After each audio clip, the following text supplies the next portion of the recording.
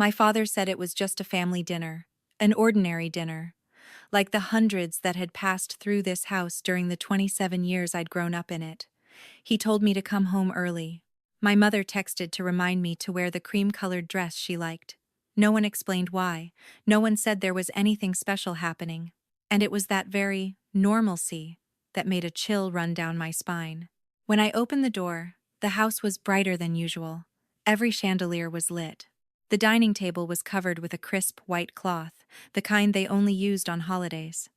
There were fresh flowers, wine, and a strange man sitting across from where I would be dressed in a dark suit, hands resting neatly on his knees, looking at me as if he had known me for a very long time.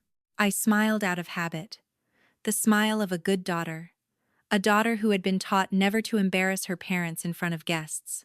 Then I noticed the older man seated by the window. He held a black leather briefcase. When our eyes met, he gave a small nod, as if confirming that something had already been settled. No one said anything at first. They let me sit down, let me pour the wine, let me take a few bites in that perfectly arranged silence.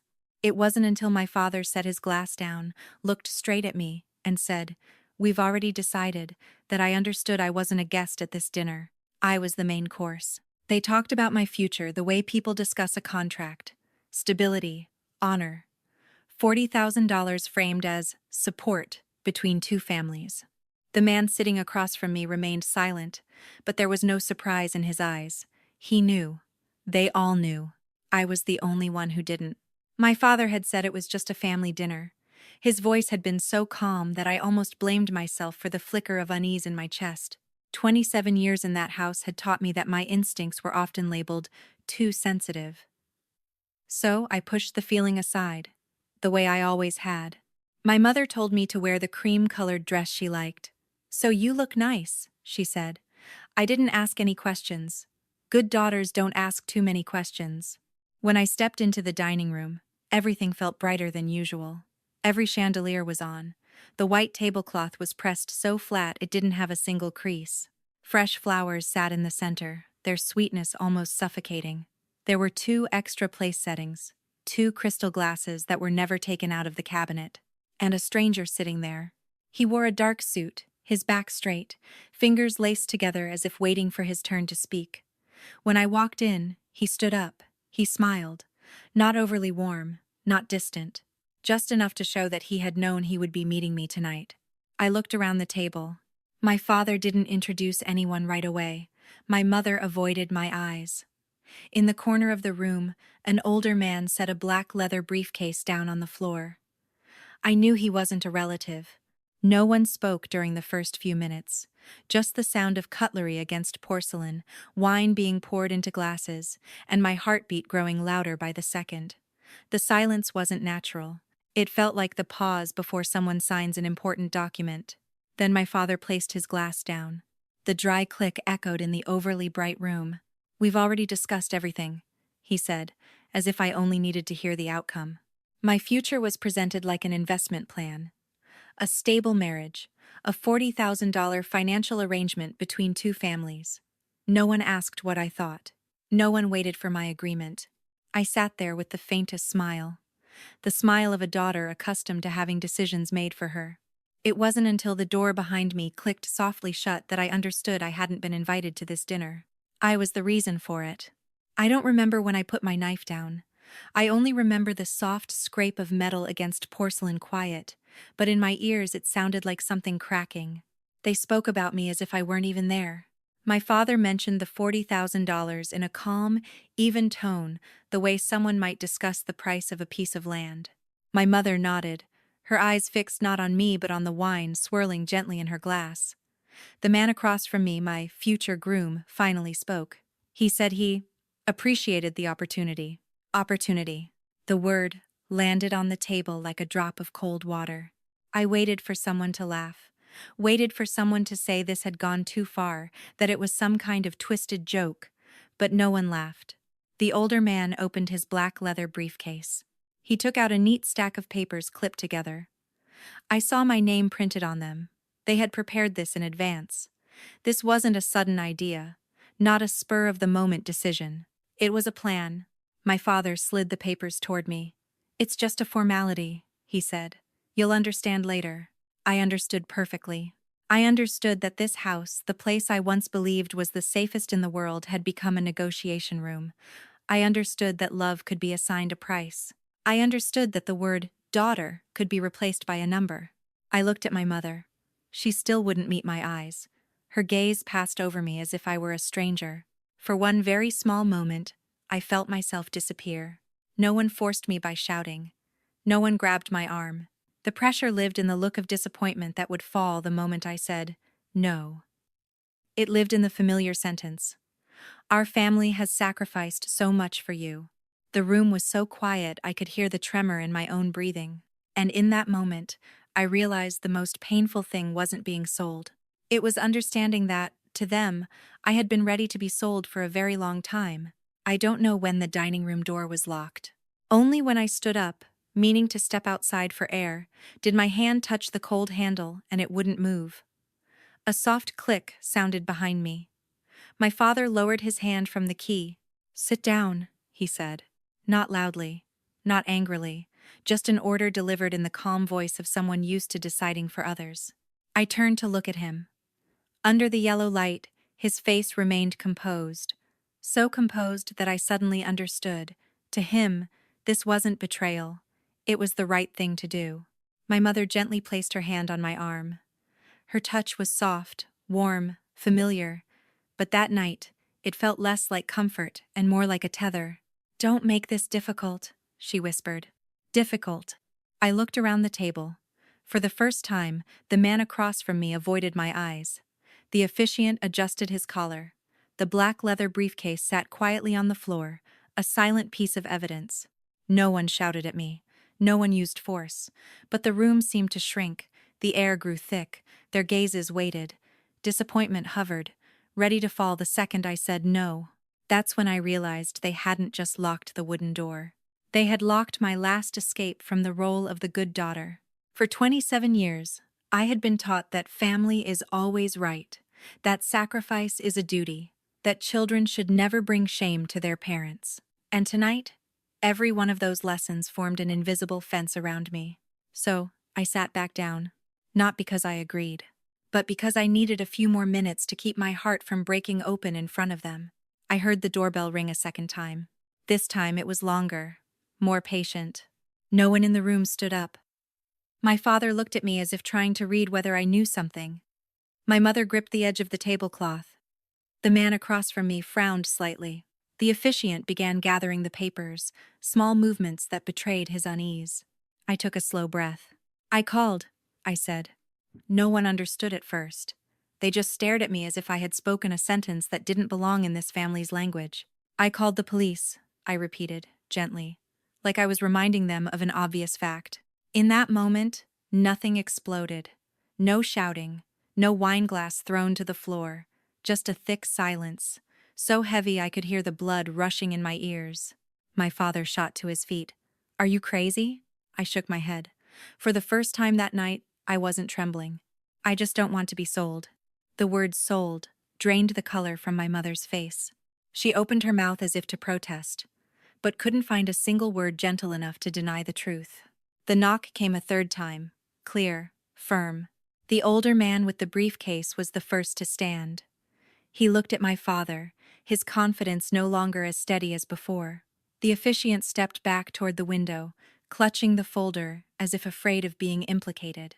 And the man they called my future husband no longer looked at me. His eyes were fixed on the table, on the blank space where my signature was supposed to be. I stood up. My steps were slow, but not hesitant. As I passed my father, he didn't try to stop me. Maybe he realized the door was no longer the only thing that could be locked. I opened it. Red and blue lights spilled into the hallway. And for the first time in my life, I didn't feel like I was betraying my family. I was simply saving myself. The red and blue lights reflected off the living room walls, flashing like another heartbeat stronger, steadier than the one pounding in my chest. 2 officers stepped inside after I opened the door. They weren't loud. They didn't draw their guns. They simply looked around the house with the calm expressions of people used to family misunderstandings. But when they saw the dining table arranged like a miniature wedding, the stack of contracts placed neatly at the center, and the pale faces caught off guard, the atmosphere shifted instantly. "Is anyone being forced here?" one of them asked. The question hung in the air. I could hear every breath I took. 27 years of being taught to protect the family's honor. 27 years of learning to swallow whatever hurt me. Just one answer, and everything would shatter. "Yes," I said. Not loudly, not in tears, just one word. My mother was the first to cry. My father tried to explain that it was all a misunderstanding, that they only wanted what was best for me, that I was too sensitive. The man with the briefcase quietly edged toward the door, as if he had never been part of the plan.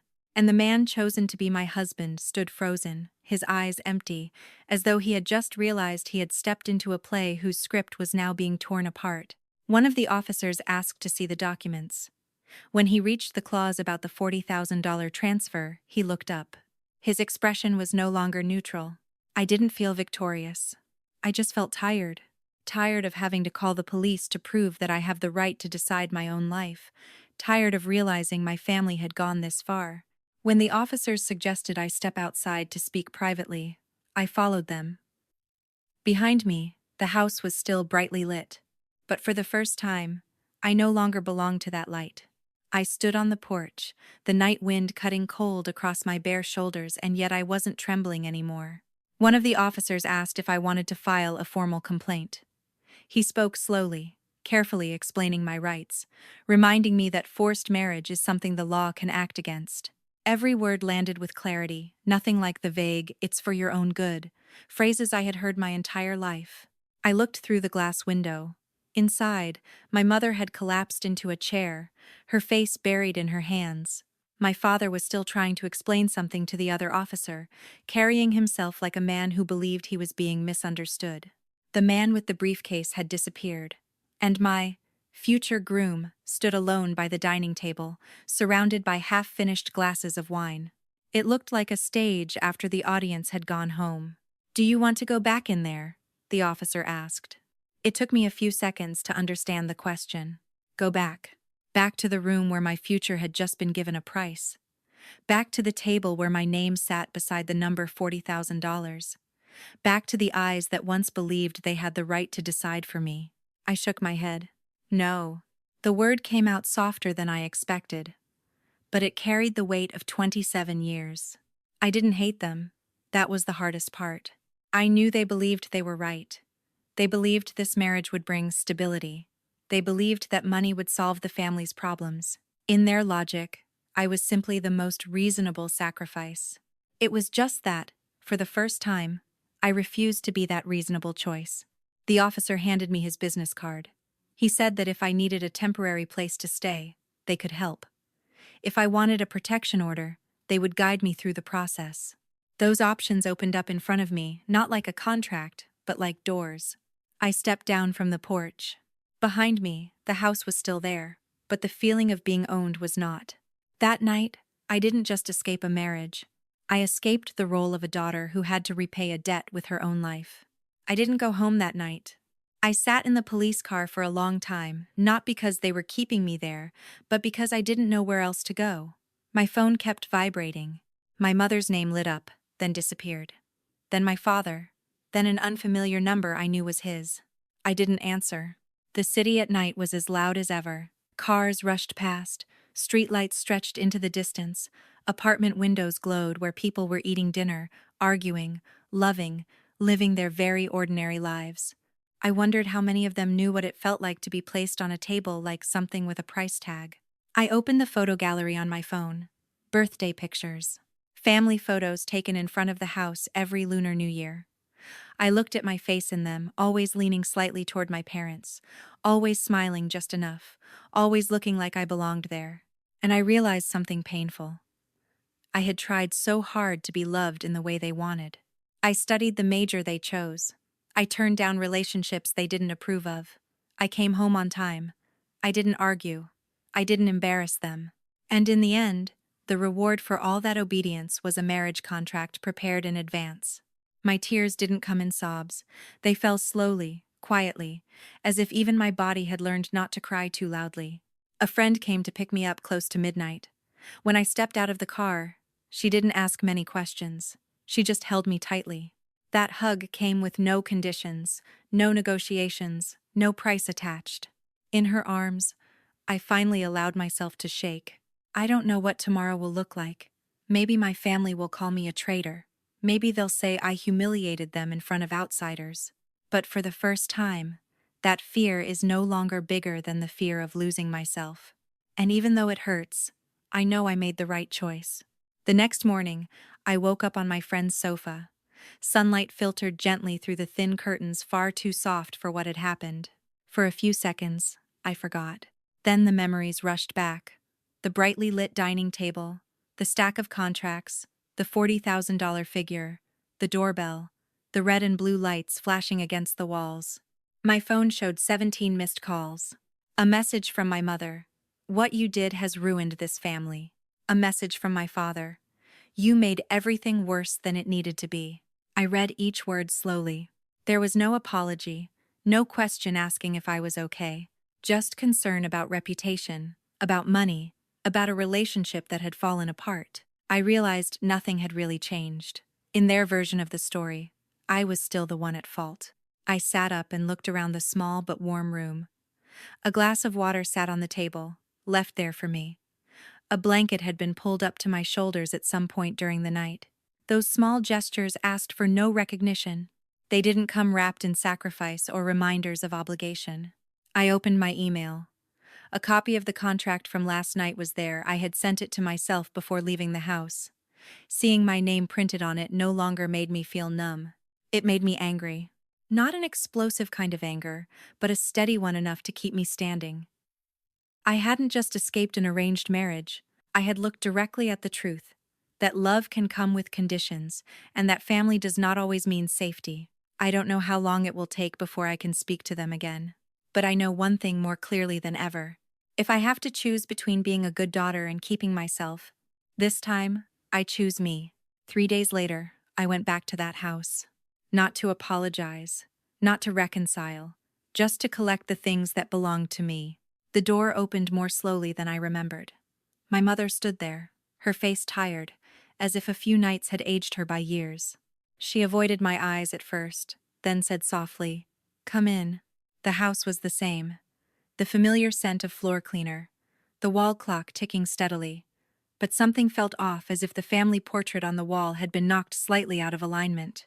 My father was sitting at the dining table, no white tablecloth, no flowers, just the bare, cold surface of the wood.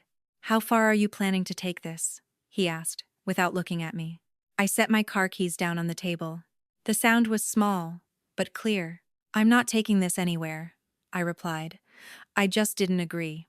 The difference between those two sentences was as thin as a thread, but to me, it was the line between living and being lived for. No one mentioned the $40,000. No one brought up the man, as if by refusing to name it, they could make it disappear. I walked into my room. It was untouched, as though that night had never happened.